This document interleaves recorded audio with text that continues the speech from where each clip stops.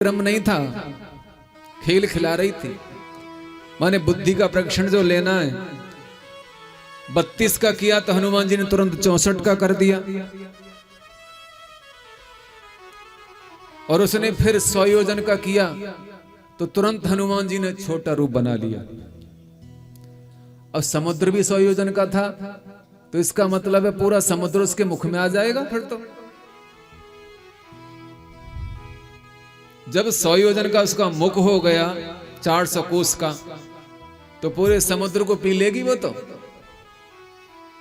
उसका एक होठ का तलवा पृथ्वी पर है और एक आकाश में है।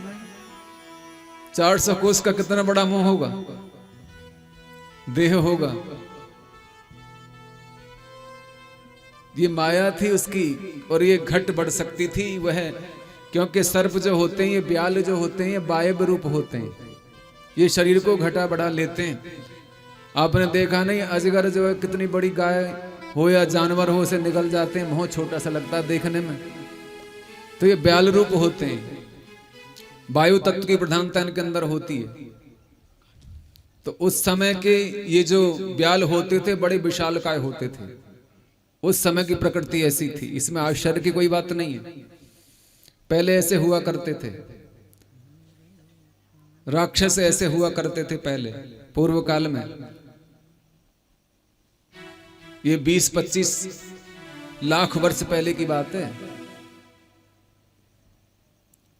सज्जनों। और रामचरितमानस को तो लगभग 9.5 लाख वर्ष के लगभग हो गए राम जी को अवतार लिए हुए। और ये तो वाल्मीकि ने बहुत पहले ही लिख दिया था, राम जी के अवतार से पहले। जस जस सुरसा बदन बढ़ावा, ज्यों ज्यों सुरसा ने बदन बढ़ाया, तुरंत हनुमान जी ने भी बदन बढ़ाया। सज्जनों, यहां सुरसा के बदन बढ़ाने में कोई क्रम नहीं है, और हनुमान जी के शरीर विस्तार में दुगने होने का क्रम है। वो तो दूने हो रहे थे। सुरसा ने 1 योजन मुख पसारा तो हनुमान जी ने 2 योजन का, उसने 16 योजन का किया तो वो 32 के हो गए। यहां दिव्य बल सिद्धि परीक्षा हो रही थी। दोनों अपनी अपनी महिमा सिद्धि का प्रयोग कर रहे थे। सिद्धियां तो सुरसा के भी पास हैं, हनुमान जी के पास हैं। ये महिमा सिद्धि से घटाया और बढ़ाया जाता है।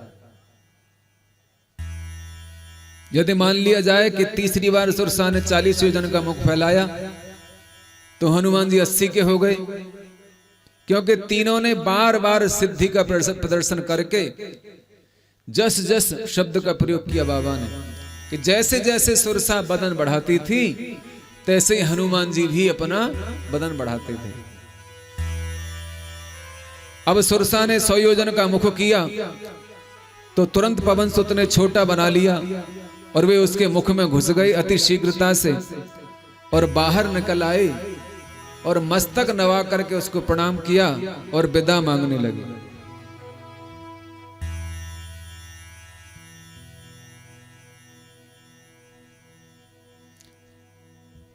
हनुमान जी ने सुरसा से दुगना बदन बढ़ा करके उसको नहीं जीता। ध्यान देना, चाहते तो जीत सकते थे। जब दूना बढ़ाते जा रहे हैं तो फिर तो सुरसा से ज्यादा बलवान हुए कि नहीं हुए, परंतु हनुमान जी ने दूना बदन बढ़ा करके सुरसा को नहीं जीता। इससे क्या शिक्षा मिलती है? इससे शिक्षा मिलती है कि बड़े को छोटा होकर के जीतना चाहिए। बहुत शीघ्र अति लघु रूप बनाना ये बुद्धि का प्रदर्शन है, बुद्धि का प्रदर्शन।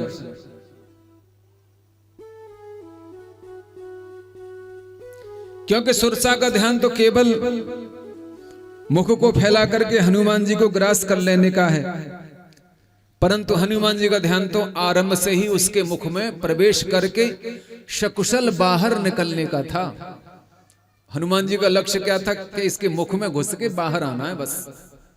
जैसे अर्जुन का निशाना तो केवल चिड़िया की आंख पे था, बदन से कोई मतलब नहीं है। छोटा करे चाहे बड़ा करे, हनुमान जी को तो मुख में जाना है, क्योंकि उसकी इच्छा को पूरा करना है। उसने कहा था ऐसा जब उन्होंने ऐसी स्थिति पैदा कर दी तो सुरसा को 100 योजन का मुख फैलाना पड़ा। जब 100 योजन का मुख फैला लिया, देखा कि अब इसको बंद करने में कुछ समय लगेगा। जब बड़ा गेट होता है, बड़ा फाटक होता है, तो उसको बंद करने में टाइम लगता है ना, लगता। बड़े बड़े पहले राजा महाराजाओं के यहाँ फाटक होते थे तो उसमें कई कई सैनिक लगते थे, जब जाके बंद होता था। तो हनुमान जी ने देखा कि थोड़ा मुख बंद करने में टाइम तो लगाएगी। इतने ही समय में हनुमान जी तुरंत उसके मुख में प्रवेश कर गए। ये पुरुषार्थ का बल था। यहां पुरुषार्थ दिखाया हनुमान जी ने, और पुरुषार्थ बल से आदमी असंभव कार्य को भी पूरा कर सकता है। पुरुषार्थी बनो, आलसी मत बनो, परमार्थी बनो। जब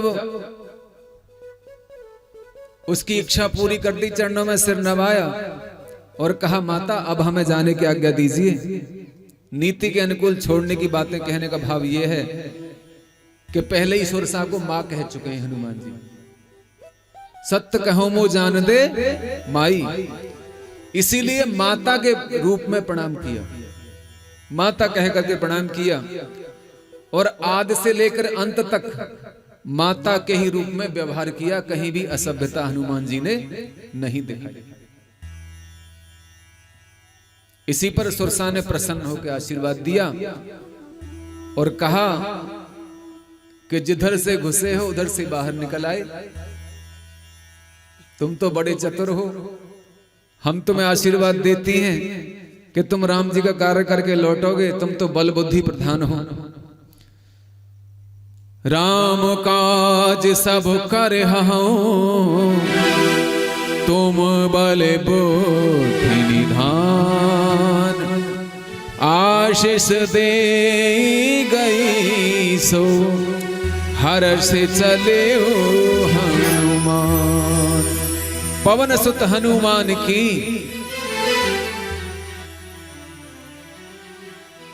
आशीष देने से पहले सुरसा ने की बात कही थी, अपना भेद खोल दिया था कि मोह सुरन जहि लाग पठावा, बुद्धि बल परम तोर में पावा। मुझे देवताओं ने तुम्हारी बल बुद्धि की परीक्षा लेने के लिए भेजा था, सो आज तुम्हारी बल बुद्धि का परीक्षण हो गया। मैं तुम्हारे बल का मर्म पा गई। सुरसा ये कहती है।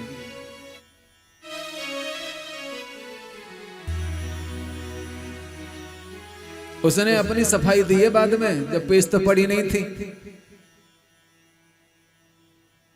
सुरसा ने मानो सफाई दी है कि मुझे तो देवताओं ने भेजा था, मैं नहीं आने वाली थी।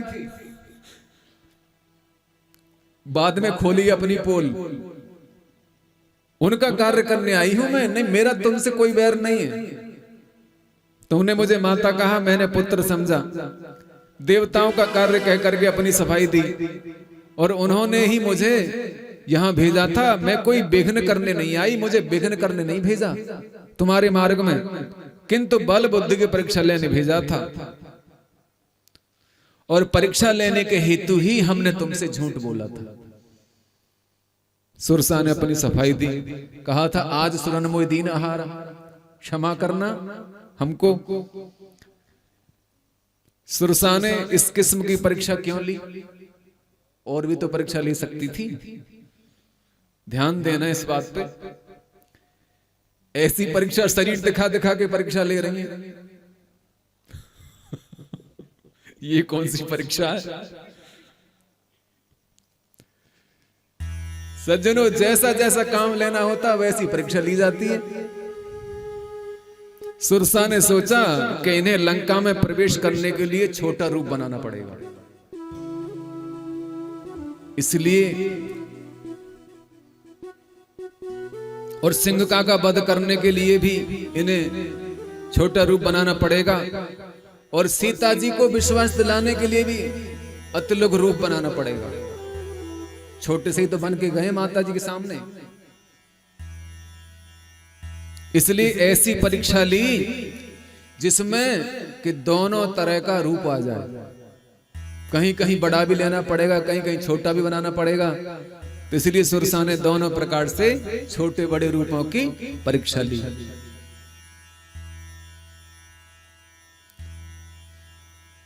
बल का मर्म उन्होंने कैसे जाना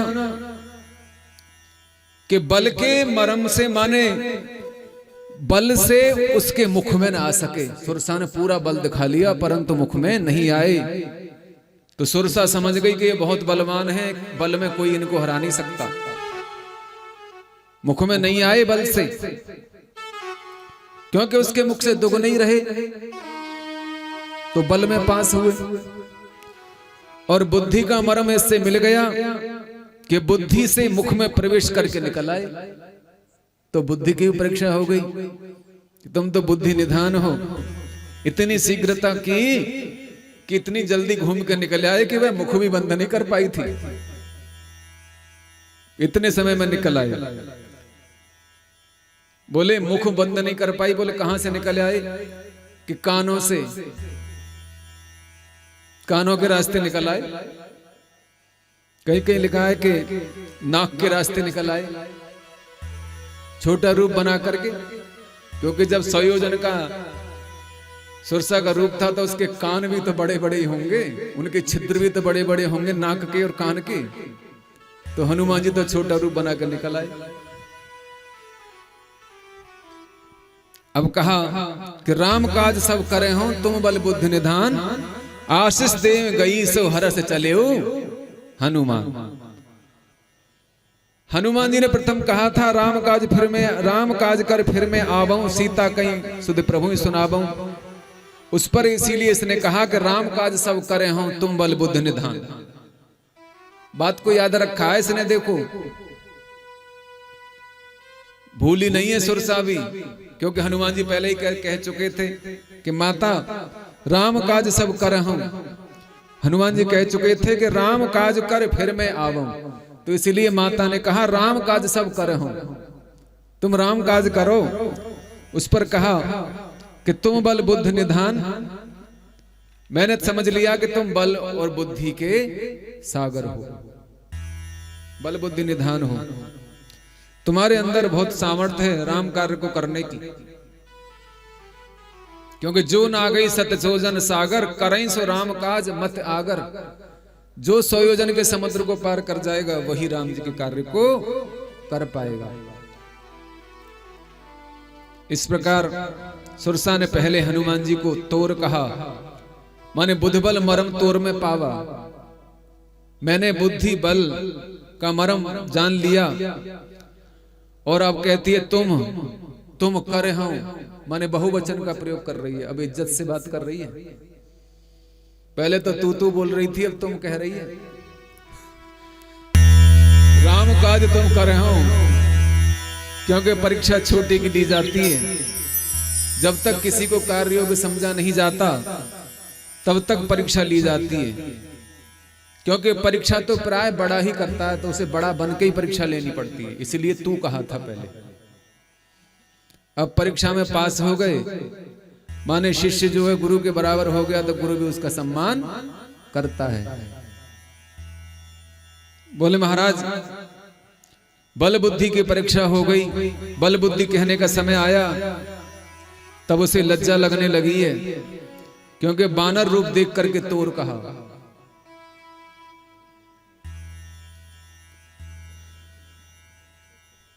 सज्जनों, अब आगे हनुमान जी चले।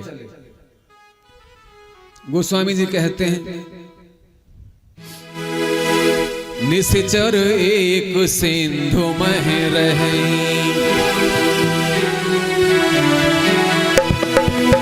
निश्चर एक सिंधु मह रहे। ताली बजाते रहा करो, इससे जाड़ा भाग जाएगा। हाँ, निश्चर एक सिंधु मह रहे, निश्चर एक सिंधु मह रहे। हाँ, करे माया के, ओ करे माया नभ के खग गहई, के खग गहई। निश्चर एक सिंधु मह रहे, निश्चर एक सिंधु मह रहे। निश्चर एक सिंधु मह रहे।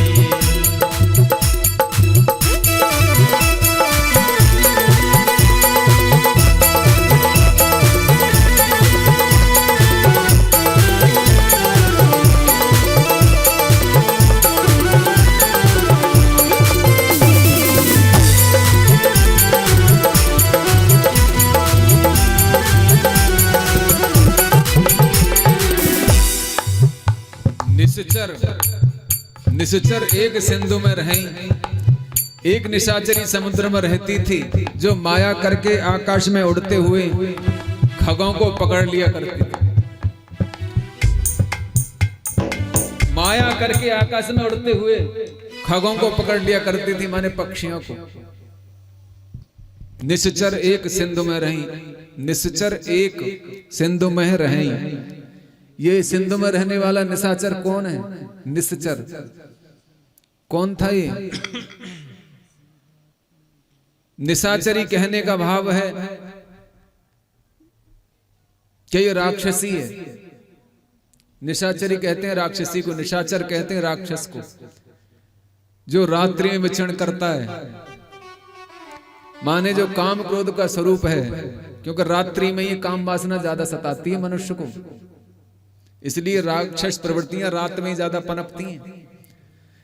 दिन छिपते ही बस तैयार हो जाते हैं, रात भर राक्षस बन करके घूमते हैं। फिर मनुष्यों में भी ऐसी प्रवृत्ति पाई जाती है, बस थोड़ी सी बूटी ले लो, बस बन गए, तैयार हो गए।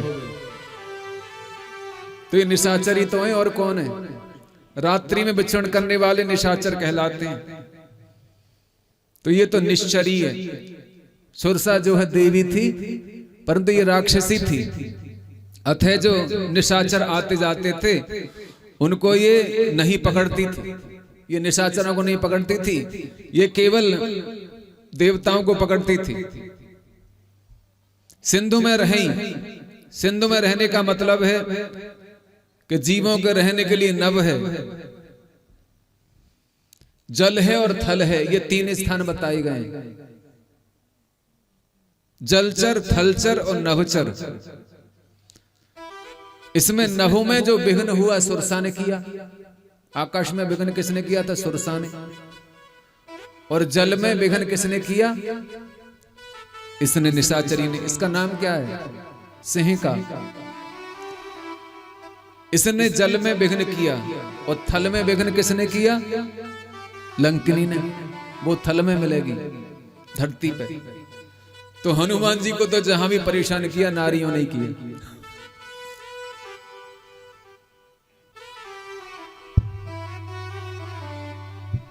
बेचारे हनुमान जी वे जानते हैं ये भी नारी है, परंतु है राक्षसी। ये सिंह का है, एक निश्चरी है। इसका पुराणों में चरित्र आता है कि ये हिरण्यकश्यप की बहन थी, जिसे होलिका कहते हैं, जिसको प्रहलाद को लेकर के बैठी थी अग्नि में। और कहीं कहीं इसको हिरण्यकश्यप की बहन भी वो पुत्री बताया है कल्प भेद से।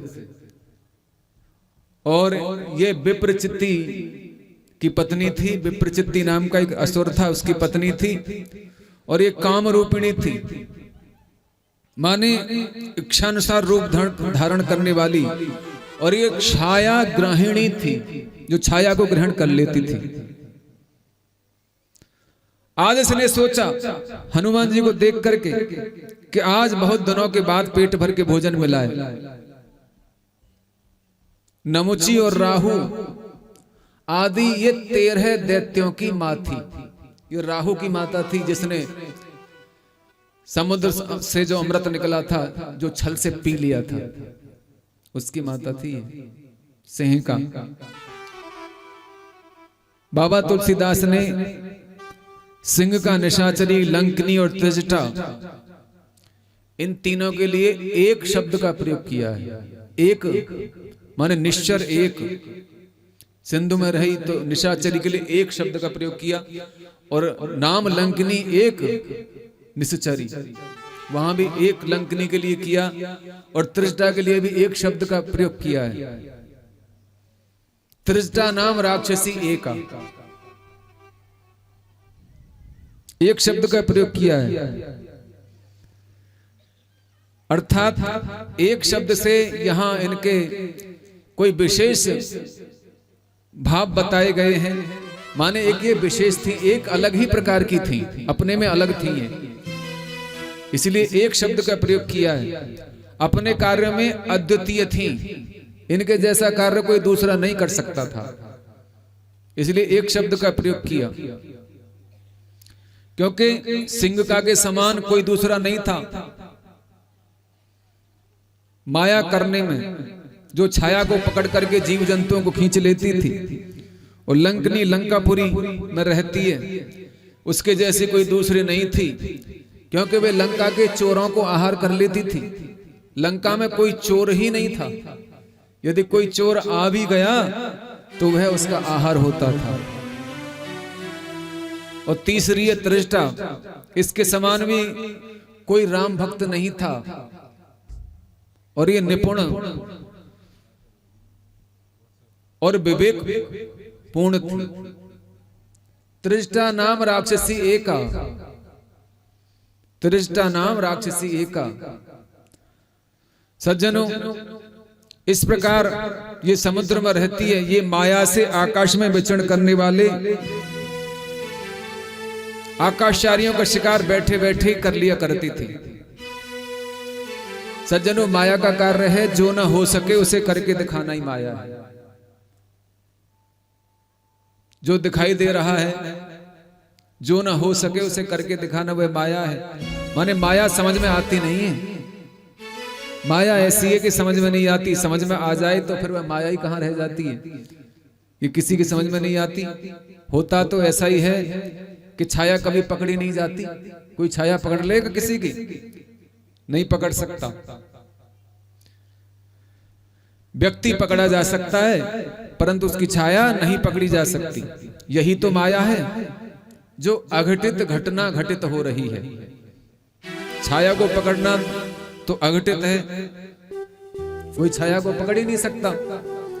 ये अघटित घटना है, क्योंकि ये छाया को पकड़ रही है। छाया पकड़ करके जीवों को अपने मुख में खींच लेती थी, जैसे चढ़ी हुई पतंग की कोई डोरी पकड़ के खींच लेता है, इस प्रकार करती थी।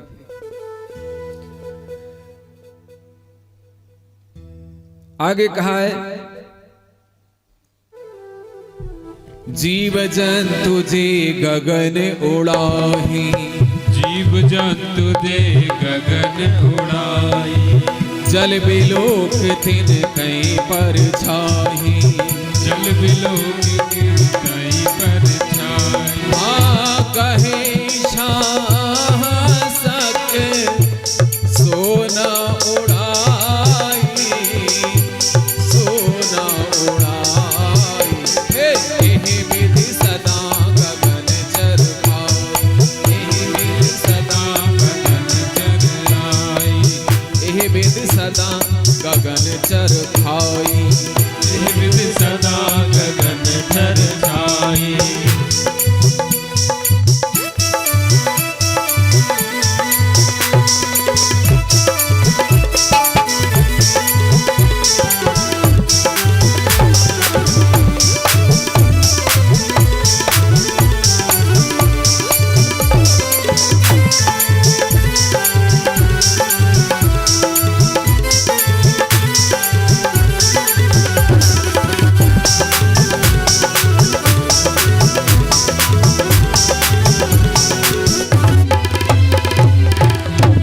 जो भी जीव जंतु आकाश मार्ग में उड़ते थे, राक्षसी जल में उनकी छाया देख करके, प्रतिबिंब देख करके उस प्रतिबिंब को पकड़ लेती थी, जिसके कारण वे जीव जंतु उड़ने में असमर्थ हो जाते थे। इस युक्ति से वह सिंह का नाम की राक्षसी सदा आकाश में उड़ने वाले जीवों को ही खाती थी। माने जीव जंतु, बोले जीवों को खाएगी थोड़ा बहुत पेट भी भरेगा, जंतुओं को खाने से क्या पेट भरेगा? जंतु तो ये कीट पतंगा इत्यादि होते हैं, इनको खाएगी तो उससे क्या पेट भरेगा? इससे यह दिखाया गया है कि वो जीव जंतुओं को भी खींच लेती थी, छोटे से छोटे जीवों को भी खींच लेती थी अपने मुख में। सज्जनों, क्योंकि हनुमान जी पर्वताकार होकर के उसकी माया से बच सकते थे और छोटे भी बन सकते थे, क्योंकि उनके अंदर सिद्धियां हैं। तो यहां जंतु से दिखाया गया कि हनुमान जी जंतु भी बन जाएंगे, ये राक्षसों की माया थी कि हनुमान जी जंतु बन करके भी जाएंगे यहां से तो उनको भी खींच लेगी। जंतु भी बन के जाएंगे, जैसे मच्छर बने थे लंका में, तो लंकनी ने देख लिया था, मच्छर बने हुए हनुमान को भी पहचान लिया था। और ऐसे यहां जंतु शब्द से यह जनाया गया है कि यदि हनुमान जी जंतु बन करके निकल के भागने लगे ना तो उन्हें भी खींच लेगी ये सिंह का, इसलिए जीव जंतु कहा है। उसकी माया करना लिखा है, माने आकाश में कोई हो, जीव हो या जंतु हो, सबको पकड़ के खींच लेती है, उसकी ऐसी माया थी। सज्जनों, अब ऐसा कैसे हो सकता है कि किसी व्यक्ति की छाया को पकड़ा जाए? इसके पीछे भी एक साइंस है, विज्ञान है। सिंह का राहु की माता है, ध्यान से सुनना, सिंह का राहु की माता है। जब पृथ्वी की छाया में चंद्रमा आ जाता है तब राहु नामक दैत्य चंद्र देवता को ग्रहण करने जाता है। जब चंद्र ग्रहण होता है, चंद्र ग्रहण कब होता है कि जब राहु चंद्रमा को ग्रसने जाता है, और जब सूर्य चंद्रमा की छाया में आ जाता है, माने ओट में आ जाता है, तो तब सूर्य ग्रहण होता है। तब केतु नामक दैत्य सूर्य को खींचने लगता है। यह विशेष प्रकार की शक्ति राहु और उसकी माता सिंह में बतलाई गई थी। राहु केतु भी तो ऐसे ही करते, छाया ही तो खींचते हैं सूर्य चंद्र की, तभी तो ग्रहण होते हैं। सज्जनों, ऐसी शक्ति सिंह के अंदर भी है। छाया का अर्थ यह है साइंस में कि उतने स्थान का प्रकाश रुक जाता है, उतने स्थान का प्रकाश रुक जाता है, अथवा प्रकाश नाम के एक पदार्थ में उसकी धारा आ जाती है।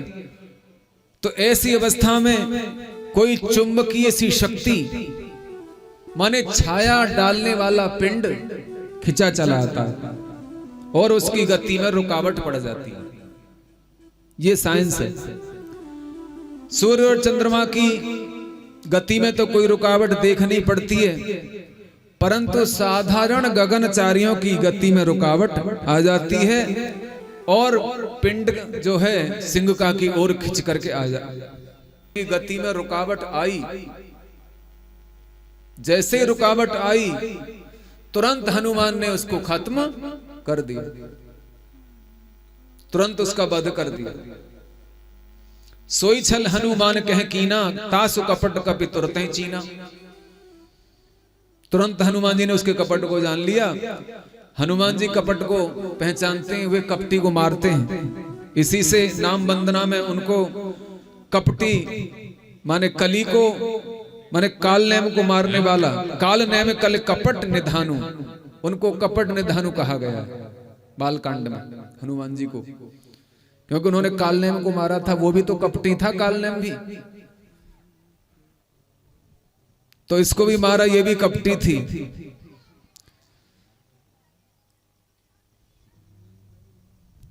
सज्जनों, हनुमान जी जब चले थे सीता जी की खोज लगाने के लिए, तो सुग्रीव ने पहले ही बताया था, वाल्मीकि रामायण में आया है कि चलते समय सुग्रीव ने चेताया था कि हनुमान, रास्ते में समुद्र में अनेकों निशाचर तुम्हें मिलेंगे और जो छाया को पकड़ लेंगे ऐसे ऐसे निशाचर मिलेंगे। तो हनुमान जी पहले से ही सचेत थे। हनुमान जी उसके मुख में घुस गए और अपने तीखे नाखूनों से उसके मर्म स्थानों को फाड़ डाला, फाड़ के बाहर निकल आई। बोल पवन पुत्र हनुमान की जय हो। ताहे मारे मारुत सुत वीरा, ताहे मारे मारुत सुत वीरा, मारो सुत वीरा, बारिद पार गयो मत धीरा, बारिद पार गयो मत धीरा, तहाँ जाए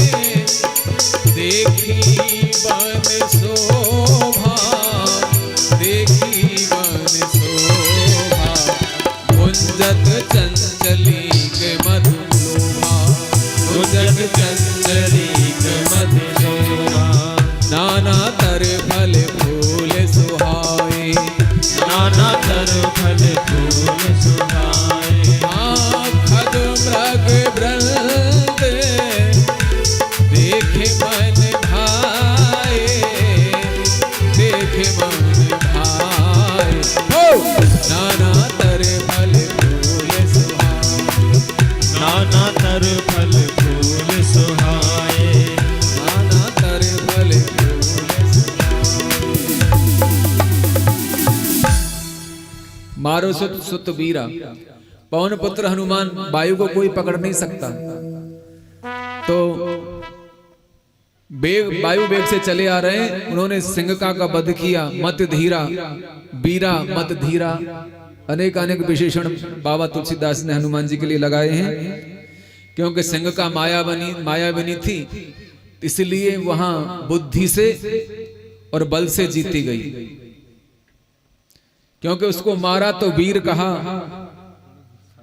और घबराई नहीं, समुद्र पार गए और गिलानी नहीं हुई कोई भी कि स्त्री को मारा है मैंने, क्योंकि हनुमान जी जानते हैं तो राक्षसी थी, राक्षसी को मारना पाप नहीं है।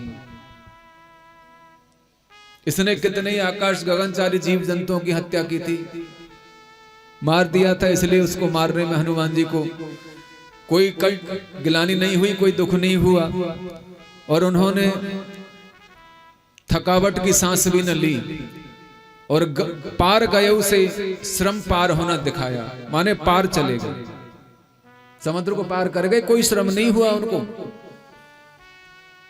कोई थकावट नहीं हुई, चलते गए और वहां पार पहुंच गए तो वहां की शोभा देखी। जहां हनुमान जी वन की शोभा देखते हैं, वन की शोभा बड़ी सुंदर थी, मधु के लोभ से सुंदर भंवरे गुंजार कर रहे थे, अनेकों तरह के फल फूलों से वन शोभित था, पशु पक्षियों के समूह उनको देख करके मन में प्रसन्न हो रहे हैं। आगे क्या देखते हैं? शैल विशाल देख कपि आगे, शैल विशाल देख एक आगे, तापर धाय चढ़े उभय त्यागे, तापर चाल चढ़े उभय त्यागे, तापर धाय चढ़े उभय त्यागे, तापर धाय चढ़े उभय त्यागे। आगे एक बड़ा भारी पर्वत हनुमान जी को दिखाई पड़ा, उस पर हनुमान जी दौड़ के चढ़ गए। भगवान शंकर कहते हैं देवी पार्वती, उमान कछु कपि कहीं अधिकारी, उमान कछु कपि कहीं अधिकारी, प्रभु प्रताप जो कालहि भाई, प्रभु प्रताप जो कालहि भाई। भगवान शंकर कहते हैं उमा, इसमें बानर की कोई प्रभुता ही नहीं थी, ये तो प्रभु श्री राम की कृपा थी, तो काल को भी जीत सकते हैं, कालव जीत सके संग्राम। और पर्वत के ऊपर चढ़ गए, और ऊपर चढ़ के क्या हुआ, लंका दिखाई देने लगी, वहां से लंका को देखने लगे।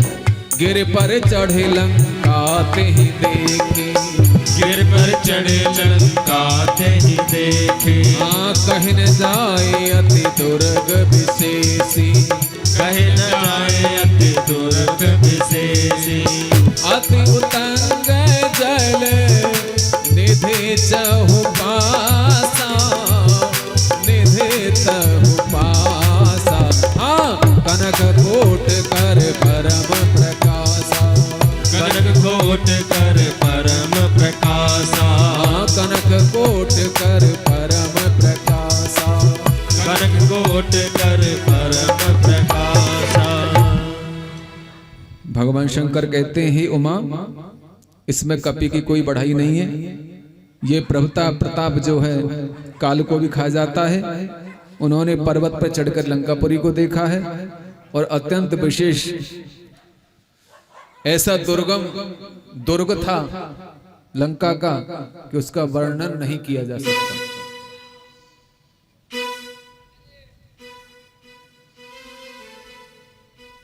अत्यंत ऊंचा है। कैसा है लंका दुर्ग? अत्यंत ऊंचा, चारों ओर समुद्र है उसके, और स्वर्णकोट परम प्रकाश छाया हुआ है। स्वर्णकोट,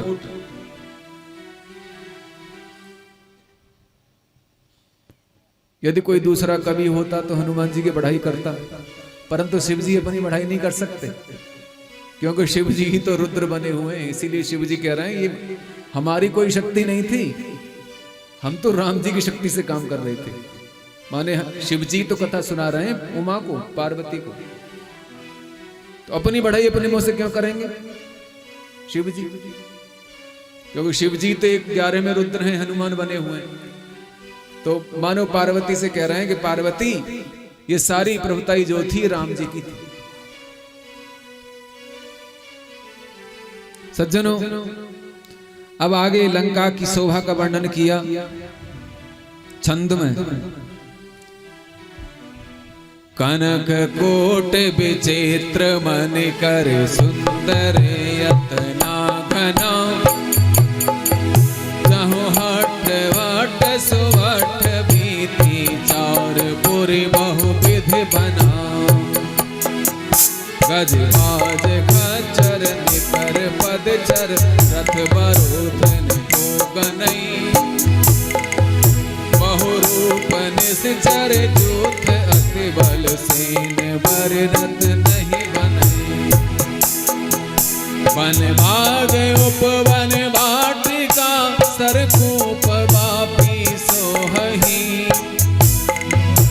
नर नाग सुर गंधर्व कन्या रूप मुनि मन मोहही, कहमाल देह विशाल शैल समान अति बल गरजही, नाना अखारन भिरन बहुविध एक एकन तरजही, कर जतन भट कोटिन बिकट तन नगर चहु दिस दक्षही, कहूँ महिष मानु सुधेनु खरे अज खल साचर वचही, एह लाग तुलसीदास इनकी कथा कछु एक है कही, रघुवीर सर तीरथ शरीरन त्याग गति पे ही सही,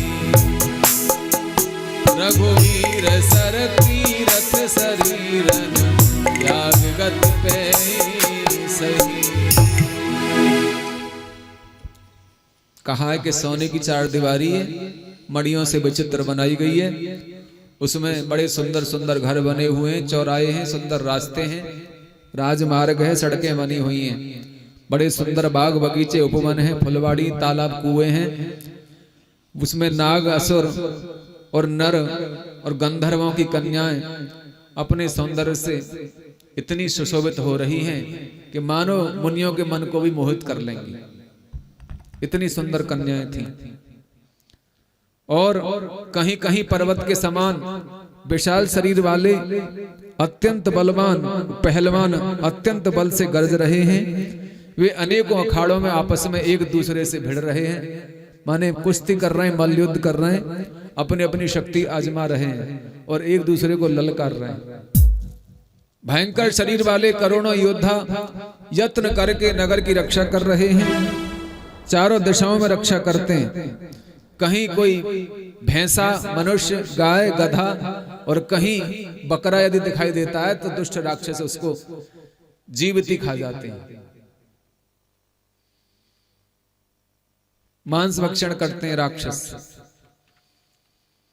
कहा है कि तुलसीदास जी कहते हैं कि इनकी कथा संक्षेप में इसलिए कही है कि रघुवीर के बाण रूपी तीर्थ में शरीर को छोड़ करके ये मोक्ष पावेंगे, ये निश्चय है। ज्यादा महिमा बखान नहीं करी लंका की बाबा तुलसीदास ने, संक्षेप में ही बता दिया, क्योंकि कथा तो वहां पवन सुत हनुमान की चल रही है, राम कथा चल रही है, कोई राक्षस कथा थोड़ी है, फिर भी बताना पड़ता है। सज्जनों, अब देखो हनुमान जी लंका में प्रवेश करने के लिए तैयार हैं। बोल दो भजन।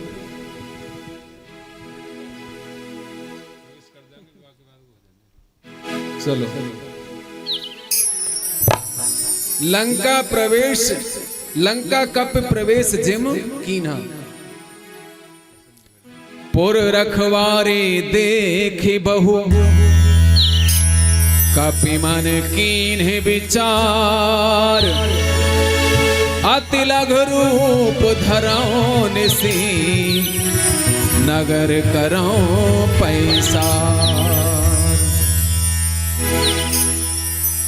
नगर में बहुत से रक्षक देख करके कपि ने माने अपने मन में विचार किया कि मुझे अत्यंत छोटा रूप धारण करना चाहिए और रात्रि में प्रवेश करना चाहिए। दिन में नहीं, रात में प्रवेश करेंगे शत्रु की पुरी में। हनुमान जी राक्षसों से डरते नहीं है, वे डरते नहीं है। तिन कर भय माता मोह नहीं। हनुमान जी ने सीता जी से कह दिया था कि मुझे राक्षसों का भय नहीं है। हे माता, यदि डरते तो लड़ने कैसे जाते। पर उन्होंने विचार किया कि जब तक राम काज सिद्ध न हो जाए तब तक हमें कोई जान न पावे। इसलिए हनुमान जी विचार करते हैं, दर्शन किए बिना निश्चरों से लड़ना सही नहीं है। पहले तो हमें उस कार्य को करना है जिसके लिए आए हैं। पहले माता जी के दर्शन करेंगे, उनकी सूचना एकत्रित करेंगे, उसके बाद देखेंगे क्या होता है। अति लघु रूप विचारने का निश्चय किया। अति लघु रूप विचारने का निश्चय किया माने रात में प्रवेश करने का निश्चय किया जिससे कोई देख न सके। सज्जनों, अब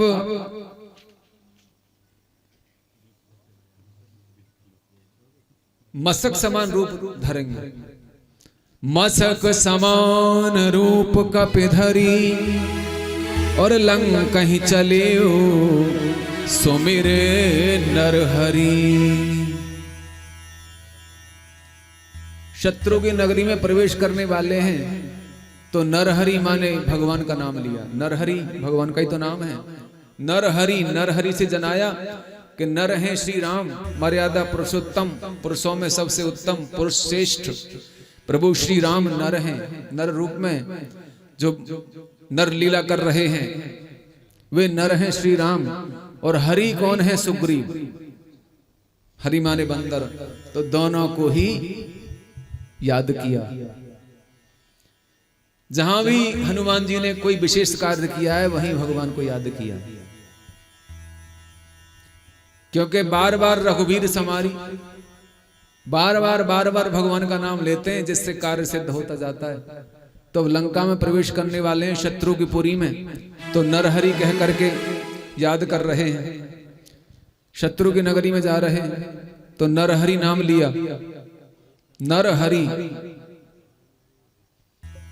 मशक समान रूप कपिधरी। मशक माने मच्छर का रूप बनाया। मशक शब्द के मायने केवल मच्छर ही नहीं है, इसके अनेकों पर्याय हैं। मशक बिलाव को भी कहते हैं। बिलाव माने जंगली बिल्ली जो बिलौटा होता है। बिलाव बने बिल्ली के बराबर के, बोले बिल्ली के बराबर के मच्छर बन गए। तो जो राक्षस बड़े बड़े पर्वताकार शरीर वाले हैं तो उनके राक्षस के जो मच्छर हैं कुत्ते बिल्ली के जैसे तो होते ही होंगे।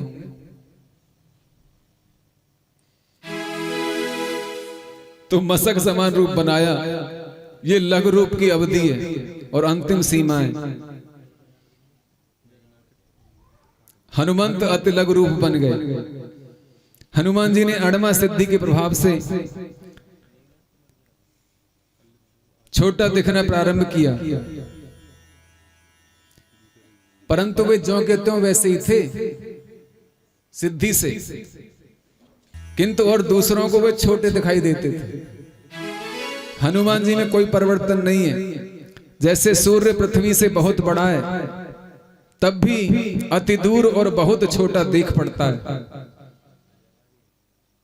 तात्पर्य यह है कि जब वे जैसे के तैसे ही हैं तब मुद्रिका वाली शंका कहां रह जाती है। अंगूठी को कैसे ले गई? लोग कहते हैं ना अंगूठी को कैसे ले गई। बोले वो देखने में मच्छर लगते थे परंतु वो जैसे के तैसे थे तो अंगूठी ले जा सकते थे। मच्छर अंगूठी कैसे ले जाएगा? अंगूठी को कैसे लेके जाएगा? इस पर संशय करते हैं ना लोग। कि जब मच्छर बन गए तो अंगूठी कैसे ले जा सकते हैं। तो ऐसे लोगों के लिए भी उत्तर दिया है कि न्यू डच गामना में इतने बड़े बड़े पतंगे होते हैं कि वो चूहों को भी निगल जाते हैं। ये जीके का क्वेश्चन है, आज भी हैं ऐसे। सज्जनों, तो मच्छर बनने में कोई आश्चर्य नहीं है। मशक से समान पद दिया है, बोले उसके समान छोटे बने नहीं है, छोटे हुए हैं। और कहें अंगूठी की बात, तो अंगूठी तो दिव्य थी और भगवान रुद्रावतार हैं हनुमान जी, और अंगूठी भी दिव्य है। जब चाहेंगे अंगूठी को प्रकट कर लेंगे। कर मुद्र का मेल मुख माही, बोले मुख में रख रखी थी जब समुद्र पे पार होके जा रहे थे। अब भी मुख में ही होगी।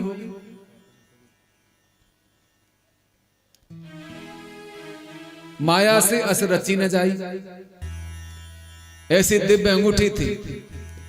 और हनुमान जी की गदा फिर कहां गई जब मच्छर बन गई? तो बोले हनुमान जी साक्षात रुद्रावतार हैं और ये दिव्यास्त्र हैं, गदा भी दिव्य है। मंत्रों से प्रेरित करेंगे तभी प्रकट हो जाएगी। देखा होगा आपने महाभारत के युद्ध में ऐसे करते थे योद्धा, और घोड़े मुन मुन मुन मुन करके और तुरंत हथियार हाथ में आ जाता था। वो मंत्र बोलते थे, देखा होगा महाभारत में आपने। वो मंत्रों से अभिमंत्रित करके अपने शस्त्रों को बुलाते थे। वायव शास्त्र है, वरुणास्त्र है, गरुणास्त्र है, नागफांस है, पाशुपतास्त्र है, नारायणास्त्र है, महेश्वरास्त्र है, वैष्णवास्त्र है। इस प्रकार आग्नेयास्त्र है। सबको मंत्रों से ही प्रकट करते थे। ये मिसाइलें थी ऐसी जिनमें मन का सॉफ्टवेयर होता था। बोली शंकर भगवान की जय।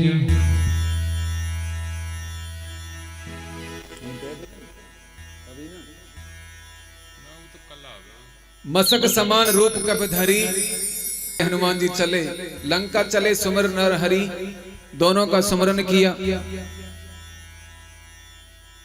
सज्जनों, जब हनुमान जी लंका में प्रवेश करने लगे, नरहरि भगवान कृपा सिंधु नर रूप हरि, माया मनुष्यम हरि, पहले कह चुके हैं। कृपा सिंधु नर रूप हरि माने तुलसीदास जी अपने गुरु का नाम लेकर के इस प्रसंग को कह रहे हैं। कृपा सिंधु नर रूप हरि। बाबा तुलसीदास के गुरु कौन है? नरहरिदास। इसलिए नरहरि माने अपने गुरु का स्मरण करके कथा को लिख रहे हैं आगे। शत्रु की नगरी में प्रवेश करने वाले हैं। और माया मनुष्यम हरिम, श्री राम कौन है? मायापति हैं, जो मनुष्य बन के आए हैं। हरिम कहते हैं सर्व पापों को हरने वाले और मोक्ष की प्राप्ति कराने वाले। नरहरि का जो स्पष्ट अर्थ है कि द्विज धनुर्बाणधारी श्री रामचंद्र रूप हरि का स्मरण किया उन्होंने। अब क्या हुआ? नाम लंकनी एक निश्चरी, सो कहे चलेस मोहिनिंदरी। जहां लंकनी नाम की एक निशाचरी है जो लंका की रक्षा में तत्पर रहती थी, बोली कि मेरा निरादर करके चला जा रहा है तू। विद्वान ऐसा बताते हैं कि वह स्वयं लंकापुरी थी, जो लंकिनी के रूप में वह पहरा दे रही थी। ये स्वयं लंका थी,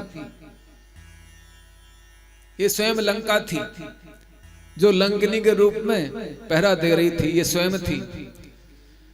निश्चरी कह करके जनाया कि ये राक्षसी बन करके घूमती थी, ये स्वयं लंका थी, इसलिए लंकिनी कहा गया।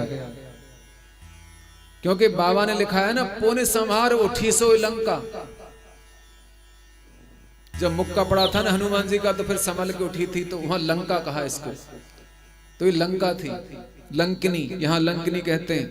तत्र लंकापुरी साक्षात राक्षसी वेश धारणी। यहां लंका ही स्वयं राक्षसी का रूप बना करके लंकनी नाम से अपने को संबोधित करती है। उसका नाम और स्वरूप दोनों कहे गए हैं। लंका में प्रवेश करते ही उसने हनुमान जी को रोका। लंका चले सुमिर नरहरि, इससे यह बताया जाता है कि वह पुरी से बाहर फाटक पर रक्षा करने के लिए बैठी थी।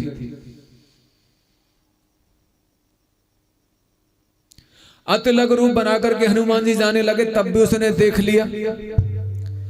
इससे उसकी सावधानी दिखाई गई है कि वो कितनी सावधान है। पहरेदार हो तो ऐसा, आजकल पहरा देते हैं लोग दरवाजे पे, 8 घंटा की ड्यूटी करते हैं, पैसा लेके आराम से सोते रहते हैं। तो कैमरा लगे हुए वहीं से पता चल जाता है। वहां से रावण सब देखता था कि लंकनी जग रही है, सो रही है। तो लंकनी की सावधानी देखो। उसने हनुमान जी के छोटे रूप को भी पहचान लिया।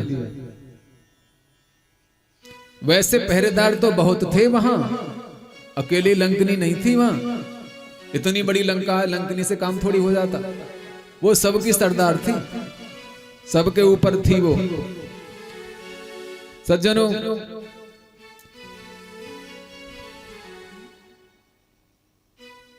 पुरी के बाहर लंकनी ने उनको देख लिया। रक्षक से बिना पूछे उल्लंघन कर जाने से उसका तिरस्कार होता है। पूछ करके जाना चाहिए ना, तो रक्षक का तिरस्कार होता है। तो हनुमान जी ने ना तो पुरी की पूजा की और ना ही प्रणाम किया। इसी से उसने कहा कि तूने मेरा तिरस्कार किया है, तुझे मेरा डर नहीं है। वाल्मीकि जी लिखते हैं कि हनुमान जी नगर में जब प्रवेश करते हैं तो स्वयं लंका नगरी ने अपने रूप से उनको देखा। लंका नगरी स्वयं उठ करके आई है और हनुमान जी के सामने आके खड़ी हो गई है और परिचय पूछने लगी है और कहती है कि मैं नगर की रक्षा करती हूँ, मैं स्वयं लंकापुरी हूँ। मेरा तिरस्कार करके कोई भी नगर में जाएगा तो वह जीवित नहीं रहेगा, मैं उसे मार के खा जाऊंगी। वाल्मीकि में ऐसा लिखा है। हनुमान जी ने निश्चरी, निश कहते हैं रात्रि को, रात में प्रवेश किया था लंका में। निश्चरी का अर्थ है रात में, माने पुरी में प्रवेश किया, इसलिए निश्चरी पद दिया है। निश्चरी का अर्थ है कि निशा में चलने वाले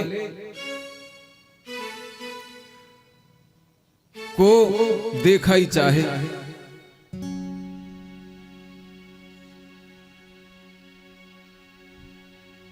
सज्जनों, ये नारी है और नारी माया रूपिणी राक्षसी है। इनमें सुरसा देवताओं ने भेजी थी, स्वर्ग की माया हुई, और समुद्र में रहने वाले सिंह का पाताल की माया हुई, और जो ये लंकिनी है ये भूलोक की माया है। माने ये तीनों माया ही रूप हैं। इन तीनों को जीतना मानो त्रिलोक को जीतने के बराबर है। त्रिलोक के जीतने के बराबर है। ये 3 प्रकार की माया है। सज्जनों, जब इन तीनों को जीते तभी तो श्री राम की भक्ति प्राप्त होगी। 2 को तो जीत लिया, अब तीसरे को भी जीतना। यही तो परीक्षा, हनुमान जी की परीक्षा हो रही है यहाँ पे। कदम कदम पे भक्त की परीक्षा होती है। जैसे सुरसा आदि को जीतने पर हनुमान जी को श्री जानकी जी की प्राप्ति हुई थी, क्योंकि सुरसा जो है ये अंतःकरण की सात्विक धार्मिक वृत्ति का प्रतीक है। माने जो विषय शक्ति होती है वही सुरसा है। इंद्रियों के देवता अंतःकरण वृष्टि, अंतःकरण वृत्ति माने सुरसा को प्रेरित करते हैं। सज्जनों, ये सात्विक है सुरसा।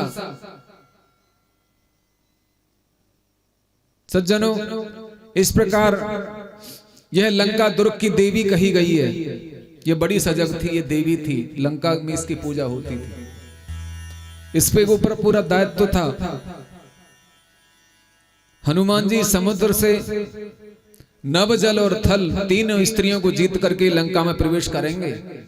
उससे पहले प्रवेश नहीं कर सकते थे, इसलिए लंकनी मार्ग में मिली। माने 3 प्रकार की माया को जीतेंगे तब माता जी को दर्शन कर पाएंगे, माता भगवती जगदम्बा को देख पाएंगे, माने भक्ति उनको तभी मिलेगी।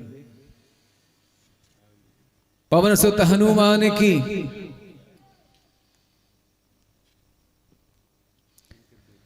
सज्जनों, कहने लगी लंकिनी, जाने हो नहीं मरम सठ मोरा, जाने नहीं मरम सठ मोरा, मोरे आहार जहां लग चोरा, मोर नहार जहां लग चोरा, मोठे का एक महाकप हनी, मुठ का एक महातप हनी, हाँ रुधिर बमत धरनी धन मनी, बमत धरनी धन मनी, रुधिर बमत धरनी धन मनी। जाने नहीं मरम सठ मोरा, मोर आहार जहां लग चोरा। अरे सठ, हनुमान जी को सठ का इसने, सठ माने मूर्ख, तू मेरा मरम नहीं जानता, अर्थात मेरे भेद को नहीं जानता, मेरे स्वभाव को नहीं जानता, इसीलिए चला जा रहा है। जहां तक लंका में छिपकर आने वाले जितने भी चोर हैं वे सब मेरे आहार हैं, माने भोजन है। रुधिर बमत माने महामुठ का एक महाकपि, यहां महाकपि कहा हनुमान जी को। अब तक कपि कह रहे थे, यहां महाकपि कहा क्योंकि यहां शक्ति का प्रदर्शन करना, इसलिए महाकपि कहा। महाकपि श्री हनुमान जी ने एक मुष्ट का माने घूंसा उसके कस के मारा, जिससे वह खून उगलती हुई पृथ्वी पर गिर पड़ी। ये ले, जैसे घूंसा मारा भूमि पर गिर पड़ी और मुख से रक्त की धारा बहने लगी, खून उगलने लगी। मुठ का एक महाकप हनी,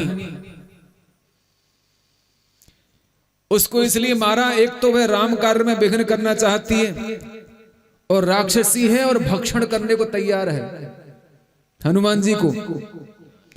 दूसरे उसने हनुमान जी को चोर कहा, साथ में चोर भी कहती है। चोर को जो पहचान लेता है या उससे जो बोलता है उसे चोर अवश्य मारता है। चोर को कोई रास्ते में मिल जाए, कोई रास्ता रोकने लगे उसका, तो उसको मारना पड़ेगा, क्योंकि कल को बता देगा दिन निकलते ही कि वो चोरी करने आया था। ऐसा होता है ना, कोई किसी को गोली मार रहा है और देखने वाला कोई देख ले तो उसको भी मारना पड़ता है, कल को बता देगा सब कुछ। उसे चोर अवश्य मारता है। अथवा महाकपि कहकर के ये जनाया, यदि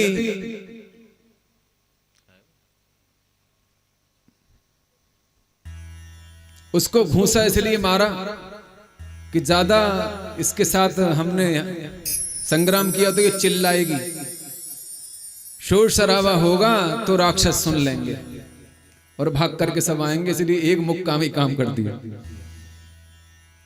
हनुमान जी ने और कहा सब्र करना ठीक नहीं होगा, अब जल्दी करो, ज्यादा समय नहीं लगाना। लंकनी को मारने के लिए पहले तो विशाल रूप ले लिया था, परंतु अतलग रूप भय धरेउ हनुमाना, ये सूचित होता है कि लंकनी का स्वरूप भी बहुत भारी था, वो भी बहुत बड़े रूप वाली थी।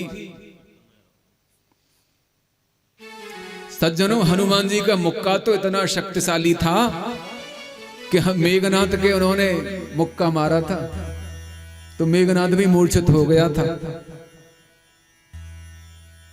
हनुमान जी का मुटका इतना शक्तिशाली था। मुटका मार चढ़ा तर जाई, ताह एक क्षण मूर्छा आई, लंका कांड में आया है। जब ये मेघनाथ लक्ष्मण जी को उठा करके ले जा रहा था, मूर्छित लक्ष्मण जी को, तो हनुमान जी ने उसको ऐसा मुक्का मारा था, कि मूर्छित होकर गिरा था। तब मारुत सुत मुठका हरेऊ पर्यो धरन व्याकुल सिर धुनेऊ। कुंभकर्ण के मुठका मारा उन्होंने, मुठका एक ताह कप मारा पर्यो शैल जन वज्र प्रहारा। कुंभकर्ण ऐसे जाके गिरा जैसे कि उसके ऊपर वज्र का प्रहार हो गया हो, उसको ऐसे लगा मुठका। तो हनुमान जी का मुठका बहुत शक्तिशाली है, अनेकों जगह मुठका का प्रयोग किया हनुमान जी ने। मेघनाथ को मारा, कुंभकर्ण को मारा, और सबसे पहले उन्होंने उस मुक्के का प्रयोग लंकिनी पे किया। लंकिनी जैसे ही मुक्का लगा भूमि पे गिर गई, परंतु उठकर खड़ी हुई, संभल के खड़ी हुई और कहने लगी, पुनि संहारे उठी सोई लंका, जोरे पाने कर विजय ससंका। श्री राम जय राम जय जय राम, श्री राम जय राम जय जय राम। जब रावण ही ब्रह्म बर दीन्हा, चलत बिरन से कहा मोहि चीन्हा। राम सिया राम जय जय राम, सिया राम जय जय राम। हनुमान जी का मुक्का लगते ही उसके मुख से खून बहने लगा, परंतु वह उठ के खड़ी हो गई हिम्मत करके। गिरते पड़ते मुश्किल से खड़ी हुई, लड़खड़ाती हुई, अपने को संभाल के उठी और डरती हुई हाथ जोड़ के विनती करने लगी। कहने लगी कि जब रावण को ब्रह्मा ने वर दिया था, उस समय मुझे भी वर दिया था। कहती है जब ब्रह्मा की तपस्या की थी रावण, कुंभकर्ण और विभीषण ने, तो उन्होंने क्या वर पाया था आपको पता है? ब्रह्मा जी से रावण, कुंभकर्ण और विभीषण ने क्या वर मांगा था? रावण ने क्या वर मांगा था?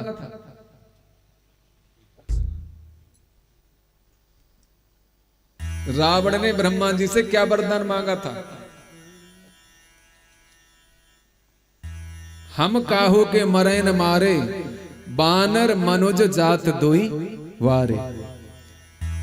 रावण ने वर मांगा था कि हम किसी के मारने से न मरे। मानो रावण ये कह रहा है कि मैं अमर हो जाऊं, मुझे कोई न मार सके। ब्रह्मा जी कहने लगे ऐसा कैसे हो जाएगा? जो पैदा हुआ है उसे तो मरना अवश्य पड़ेगा, ये तो नियम है, क्योंकि एक कल्प के बाद हमें भी सोना पड़ता है। कोई और वर मांगो। तो उसने कहा कि बानर और मनुष्य को छोड़ करके हमें कोई भी मार न सके। बानर मनुष्य का विकल्प रख दिया बीच में। यही तो ब्रह्मा जी चाहते थे, बानर और मनुष्य। तभी तो प्रभु श्री राम मनुष्य बन करके आए हैं और बानरों की सेना लेके आए हैं। उन्होंने और मनुष्यों की सेना नहीं ली, बानर, रीछ, भालू इत्यादि की सेना ली थी। प्रभु इन सबको यश देना चाहते थे कि छोटे से छोटे व्यक्ति भी यदि संगठित हो जाए तो बड़े से बड़ा कार्य कर सकता है। जो समाज से बहिष्कृत था, तिरस्कृत था, सबको रघुनाथ जी ने अपनाया था। देखो भील को गले लगाया, शबरी को गले से लगाया, शबरी का भी सहयोग लिया उन्होंने, ऋषि मुनियों से भी सहयोग लिया, सबसे सहयोग लिया, आशीर्वाद लिया, अगस्त मुनि से अस्त्र शस्त्र लिए, योजना युक्ति प्राप्त की, सबको साथ लेके चले रघुनाथ जी, सबको एक साथ लेके चले। ये राजनीति भी है, इसमें युद्ध में सबको साथ लेके चलना पड़ता है। शत्रु पर विजय पानी है और शत्रु के बल का ज्ञान थोड़ी है कि कितना बलवान होगा। नरलीला कर रहे हैं प्रभु श्री राम। तो रावण ने वर मांगा था कि हम काहू के मरे न मारे, बानर मनुज जात दोई बारे। और कुंभकर्ण ने वर मांगा था, कुंभकर्ण सोच रहा था कि मैं 6 महीना सोऊं, माने 6 महीना जागूं और 1 दिन सोऊं। कुंभकर्ण की इच्छा थी कि मैं 6 महीना सोना मांगूंगा, नहीं 6 महीना जागना मांगूंगा और 1 दिन सोना मांगूंगा। मन की गति को ब्रह्मा जी जानते हैं। देवताओं ने तुरंत सरस्वती से विनती करी, शारदा से। शारदा घुस गई उसके मुंह में, जिह्वा पर बैठ के कहलवा दिया कि हे ब्रह्मणे, आप वरदाताओं में श्रेष्ठ हो, मुझे वर देना चाहते हो तो ऐसा वर दो कि मैं 6 महीने सोऊं और 1 दिन जागूं। और जैसी शारदा निकल के गई, कुंभकर्ण पछताने लगा, अरे ये क्या हो गया, मेरे साथ तो छल हो गया, मेरे साथ तो छल हो गया, मैं तो 6 महीने जागना चाहता था, ये तो उल्टा हो गया। ब्रह्मा बोले तथास्तु, अब तो हो गया सो हो गया पुत्र, एक वरदान था मैंने तुमको दे दिया, अब नहीं है कोई दूसरा। बोले कुंभकर्ण को वरदान देना इसलिए जरूरी था ऐसा क्योंकि वह तो टनों में आहार करता था, 1 दिन में इतना आहार करता था कि धरती के काफी हिस्से को खा जाता। इसलिए देवताओं ने विचार किया था कि यदि ये जागता रहा तो बहुत हानि पहुंचाएगा सृष्टि को, तो 6 महीने का सोना उसको दे दिए। विभीषण ने मांगा था प्रभु के चरणों में प्रेम, भगवान की भक्ति मांगी थी, श्री हरि की विमल भक्ति मांगी थी, अबरल भक्ति मांगी थी, अनन्य प्रेम मांगा था रघुनाथ जी का। तो ब्रह्मा जी ने कहा ठीक है, हम तुम्हें वरदान देते हैं कि तुम सदा श्री रघुनाथ के अनुग्रह के पात्र बनोगे और उनके ऊपर तुम्हारी सदा कृपा रहेगी और परम भक्ति तुम्हें प्राप्त होगी। विभीषण ने ऐसा वरदान मांगा। वहां लंकिनी ने भी तपस्या की थी। लंकिनी कह रही है कि ब्रह्मा जी ने जाते समय मुझसे कहा था, चलत विरंच कहा मोय चीना। क्या कहा था? बिकल हो से तई कपि के मारे, बिकल हो से तई कपि के मारे, तब जाने सो निश्चर संहारे, तब जाने सो निश्चर संहारे। तात मोरे अति पुण्य बहुता, तात मोरे अति पुण्य बहुता, देखो नयन राम कर दूता, देखो नयन राम कर दूता, देखो नयन राम कर दूता। लंकिनी कहती है हनुमान जी से कि ब्रह्मा जी ने मुझसे कहा था कि जब तू कपि के मारने से व्याकुल हो जाए तब जान लेना कि निशाचरों का नाश होने वाला है, समय आ गया, राक्षसों का अंत होने वाला है और धर्मात्मा का राज्य होगा। ब्रह्मा ने कहा था रावण सहित समस्त निशाचरों का नाश होगा, धर्मात्मा का राज्य होगा। हे तात, मेरा बड़ा पुण्य है कि आज मैंने श्री राम जी के दूत को अपने नेत्रों से देखा, मेरे जीवन सफल हो गया। आज मेरा राक्षस कुल में जन्म लेना श्रेष्ठ हो गया कि मुझे श्री राम जी के दूत के दर्शन प्राप्त हो गए। मुझे तो ऐसा लगता है कि जैसे साक्षात श्री राम ही मेरे सामने खड़े हैं। तात मोर अति पुण्य बहु था, क्योंकि उसने वह जानती है कि पुण्य उदय होता है तभी संतों के दर्शन होते हैं। हनुमान जैसे परम भागवत परम प्रेमी के दर्शन होना, हनुमान जी तो सरीखे संत हैं, भगवंत सज्जनों। तो उसने जान लिया कि अब हनुमान जी के हाथों मेरी मुक्ति हो जाएगी, और उसकी मुक्ति भी हुई है, हनुमान जी के हाथों उद्धार हुआ है उसका, क्योंकि मरने से पहले उसने राम जी का नाम लिया कि हे तात, मुझे राम जी के दूत के दर्शन हो गए, आज मेरा जन्म सफल हो गया। और उसने सत्संग की महिमा भी यहां बताई, सत्संग की बड़ी विचित्र महिमा कि सत्संगम यथा बंधु सत्संग सर्व संग पहोहि माम। व्रतानि यज्ञ छंदासी तीर्थानि नियमा यमः यथा बरंदो सत्संग सर्वसंग पहोहिमा। गीता जी में कहा है कि व्रतों से, यज्ञ से और तीर्थ से मैं इतना प्रसन्न नहीं होता, नियम से और यम से मैं इतना प्रसन्न नहीं होता जितना कि मैं सत्संग से होता हूं। और सत्संग की महिमा लंकनी ने जानी और कहा, तात स्वर्ग अपवर्ग सुख और धरिए तोला एक अंग। सुख धरिए तोला एक हाँ तोलता है सकल मिली जो सुख लब सत्संग। सियावर राम जय जय राम, मेरे भगवान करो कल्याण, मेरे प्रभु राम करो कल्याण। हे तात, स्वर्ग और मोक्ष के सुखों को तराजू में एक पलड़े में रखिए और लव मात्र माने सत्संग को माने सुख को दूसरे पलड़े में रखिए, तो ये सब मिलकर के भी उस सुख के बराबर नहीं हो सकते जो लव मात्र सत्संग से होता है, लेश मात्र सत्संग से होता है। तात स्वर्ग अपवर्ग सुख, तुला कहते हैं तराजू को। ये हमारी बुद्धि जो है ये तराजू है। संसार सुख से ये जो है स्वर्ग सुख विशेष है, और स्वर्ग सुख से जो विशेष सुख है वो मोक्ष सुख है।